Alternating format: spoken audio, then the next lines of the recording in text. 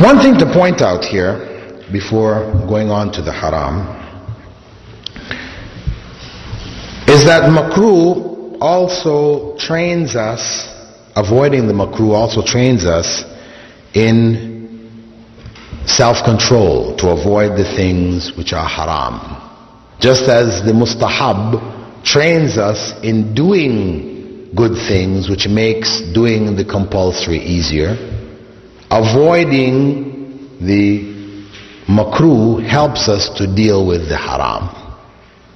And it acts as a barrier between us and haram, just as mustahab acts as a barrier between us and the fard.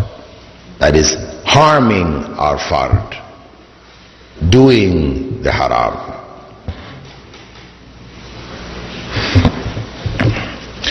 Now, as a sign to us regarding the makruh, we have an incident from the Prophet ﷺ's life in which he said on one occasion when he saw an individual lying on the ground by the name of Ya'ish ibn Tikhfa. He saw him lying on the ground on his stomach, so he came and he nudged him with his foot. When he woke up and he looked at the Prophet ﷺ, he told him, this is the method of lying which God hates. God hates that you lie on your stomach, sleeping on your stomach. Okay? Sleeping on the stomach was disliked. Now, of course, people commonly, they like to sleep on the stomach. And I know this is one of the etiquettes of sleeping in Islam. And I remember on one occasion when I was in Panama teaching a course there in etiquettes, Islamic etiquettes, and I spoke on this. Afterwards, people asked me, why? Why is it disliked to sleep on your stomach? And I really didn't have an answer. I mean, I'd been told some things when I was on Jamaat Tabligh, because I did ask the question myself, but the answer they gave me wasn't satisfactory. They said, you know, if you're on Jamaat, you're by yourself, you sleep on your stomach, the likelihood of you getting a wet dream is greater. That's why. But hey, what about women? It's not the same situation, you know. And what about if your wife was there with you? So I wasn't satisfied with that explanation. Anyway, I just told them, hey, Prophet Muhammad ﷺ said, God hates it, he dislikes it, better you don't do it. From there I was flying to Guyana to do a course in Guyana also. Whilst I was on the airplane, I was reading the Time magazine. And this Time magazine issue was dedicated to the latest developments in spinal surgery. They were showing the latest medical hardware and how it dealt with the problems of slipped discs and crushed discs and the different operations they were doing, and they showed pictures of people's back cut open, and you know. And at the end of it all, they had a list of doctors' recommendations to avoid spinal problems. Number one on the list was, don't sleep on your stomach. That was number one. I said, MashaAllah, Allahu Akbar. Allahu Akbar. And they went on to explain. They gave a whole explanation about it. Yes, the spine, heavy, bony structure, heaviest one in your whole body. When you sleep on your stomach, everything in front of it is soft tissue, soft organs. Your intestines, your stomach, your lungs, all of this is soft. So what happens is that the spine sags downwards. And this is what contributes to the exaggerated, what they call lumbar curvature of the spine. The old people, they're walking around, their backs are like this. This is from this. Yeah, they pointed it out.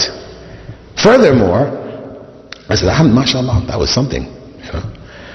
Then That was like 1981 when I came across that. And alhamdulillah, from then on I used to mention it in lectures and so on. So people could see, this is benefit there, something that you can't imagine. 1,400 years ago, Muslims, when the Prophet ﷺ said, don't do it because it's hated by Allah, they stopped doing it.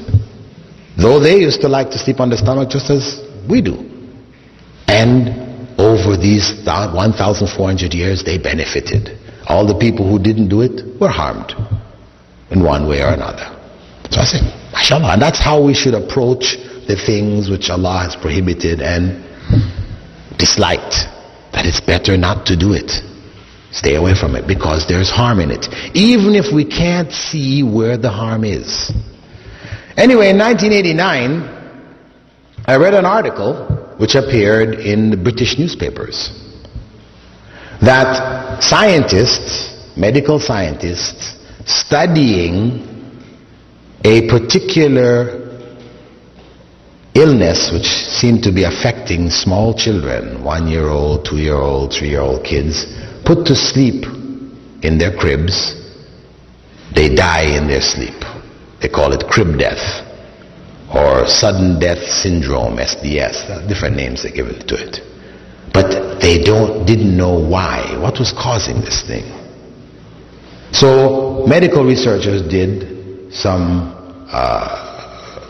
statistical studies. They sent out researchers to people whose children had died, and they gathered up information about what the circumstances of the home was, what type of beds they put them in, what was the temperature of the rooms, all kinds of information. Anything they could think of that was related to the circumstance in which the child went to sleep that might possibly have a common factor, which would then be the danger factor.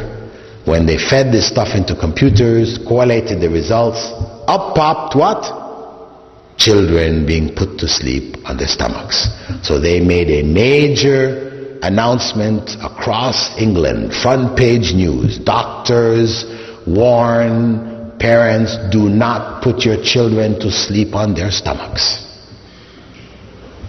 And the warning came over here too, into the United States. I mean, it was British researchers, so there it was, every newspaper across Britain carried it. That was 1989. In America, some newspapers carried it. It was right across the country. Anyway, the point is that 7 years later, in 1996, the researchers, after making this a standard part of, you could say, the information given to people who just had children, this kind of stuff, hospital information, advising parents, don't put your children to sleep on the stomach, and this countrywide campaign to make this known, they found that after 7 years, the rate of cot death had dropped by some 68 or something like this %. It had dropped drastically. So, alhamdulillah. Alhamdulillah, here is further evidence that Prophet Muhammad ﷺ 1,400 years ago, when nobody had any idea of what harm there was, obviously this was, how did the Prophet ﷺ know that God hated this? Do you think he just looked at the person and said, I think God hates this? Let me tell him God hates this. No. Obviously, angel Gabriel came and told him, when he saw the man lying there, he told him that Allah hates lying on the stomach. So he passed on that revelation that came to him. And that's how we have to treat the instructions from Prophet Muhammad ﷺ. There is benefit in following them.